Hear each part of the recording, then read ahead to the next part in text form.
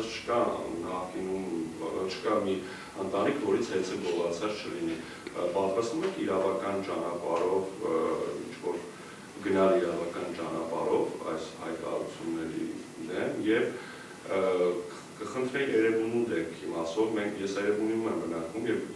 ավելի քան 72 ժամ ձմռանը մենք լույս չունենք։ Եվ այսպես հեցի կառավարիչների հայտարարությունները նայելով մի բան պետք է շնորհակալ լինենք իրենց, ասում են, որ զարգացած երկրներում շատ ավելի երկար է տևում նման վթարները եւ իրենք շատ արագ, չգիտեմ, հանձնարարականի հետևից է գնում կառավարչի,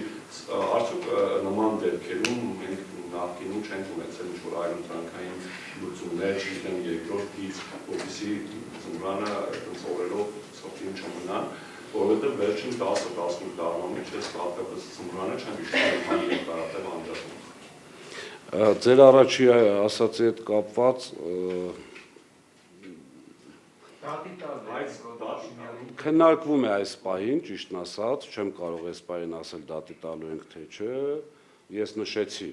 որ եթե չեղան արագ պաշտոնանկություններ, որ այսպես ասած իրեն, փաստորեն կամ խաբել են, կամ ինքն է խաբում։ Հիմա դեռ երրորդ տարբերակ կարծում եմ չկա։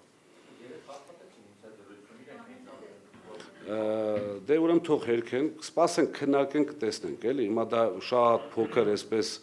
ինձ համար օրինակ այդ այն անձնական կարծիքն եմ ասում, այդ ինչ-որ հայցով դիմելը շատ ավելի փոքր նշանակություն ունի, քան իմ ժողովրդի համար իրականությունը իմանալը։ Եթե ժողովրդի աչքերը բաց է ամեն ինչ տեսնում են, հիմա շատ ներողություն այնպես չէ որ առաջի դեպքն է, մանիպուլացնել եւ ժողովրդին մոլորեցնելու էլի։ Երևանի հետ կապված, եթե կհիշեք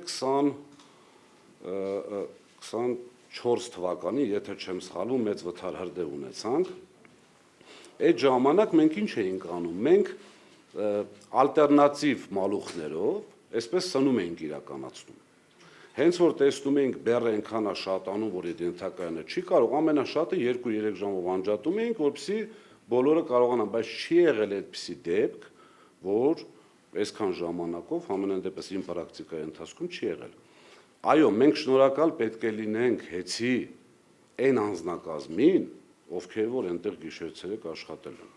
բայց նույն այդ անձնակազմը հաստատ այդքան երկար չէր աշխատի, եթե լիներ այն ժամանակվա կառավարումը։ Հիմա հայտարարություն է հնչում, որ եթե մենք մայիսին, նախ ինչու մայիսին չգիտեմ, իրենց ասածով պետք է որ մայիսին չլներ, իրենք իշմեք ասում են շատ վաղուց էին նախատեսում սա, հետո Սամվել Կարապետյանը իմացավ, մտավ քաղաքականություն, ես ոչ նորմալ, ոչ տրամաբանական թեզն էին առաջ տանում, ասում եմ, եթե մենք մայիսից այս գործընթացը չսկսենք, 3 անգամ վատ կլներ։ Նախ այդ 3 անգամը ով է, հիմա ես էլ հակառակն եմ ասում, եթե վերցրած չլինեիք, 3 անգամ լավ կլիներ։ Այսինքն, իմ կարծիքով սրանք քաղաքական հայտարարություններ են, ընդամենը ընտրազանգվածից հերթական անգամ կորուստ չունենալու համար։ Պարզից պարզ է։ Այն, որ ես ասում եմ ու միշտ ասել եմ Սամվել Կարապետյանից ունեն վախ, բառից բուն իմաստով եմ ասում վախ, ոչ թե քաղաքական վախ, ընդհանրապես վախ։ Իրենք վախենում են Սամվել Կարապետյանի անձից։ Իրենք փորձել են բոլոր հնարավոր եւ անհնար ճանապարհներով մարդուն փչացնել, չի ստացվել, որովհետեւ շատերի դեպքում միգուցե ինչ որ չափով, չգիտեմ եւ այլն, Սամվել Կարապետյանի պարագայում ուղղակի չի ստացվել։ Ինչը բերում է վախի, ինչը բերում է, պատկերացնում եք, ասենք, եթե իրենք խնդիր չունենային կոնկրետ այս թեմայով, կառավարության իրենց թիմի կառավարության ղեկավարը չէր մտնելու այս թեմայի մեջ, հավատացած եղեք։ Իրենք ամբողջ թիմով լծվում են այն ժամանակ ինչ որ մի process-ի կամ գործի, որտեղ իրենց արդեն պարտված են, իրենց զեկուցում են, չէ՞, վերջին հաշվով։ Համապատասխան կառույցներ ունեն, իրենց այսպես տարբերակներն ունեն ճշտելու ինֆորմացիան։ Իրենց զեկուցում են, որ չի աշխատում, Սամվել Կարապետյանի ռեյտինգը հակառակը բարձրանում է։ Հիմա ինչ պետք է անել այս ժամանակ։ Սկսել արդեն մարդ առանց կանոնների։